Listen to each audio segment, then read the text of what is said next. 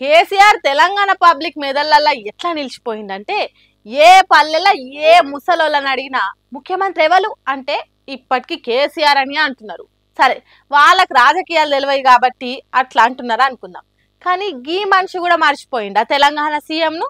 ఈరోజు గౌరవ కేసీఆర్ గారు మంత్రివర్గము స్పందించి ప్రజలందరి కోరిక మేరకు ఈరోజు సందర్శనార్థం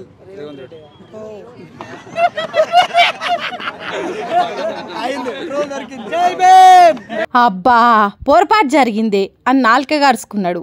అట్లెట్లా అన్నాడు కావచ్చు. సామాన్య మనిషి కాదాయే బైరి నరేషు. మనిషి పుట్టుక నుంచి చరిత్ర, అర్థశాస్త్రం, సైకాలజీ, జియాలజీ చదివిన అని చెప్పుకునే బైరి నరేషు, నేనే చాలా మందికి పాఠాలు చెప్పిన అని చెప్పే బైరి నరేషు అట్లెట్లా తెలంగాణ సీఎంను మర్చిపోయి కేసీఆర్ అంటాడు?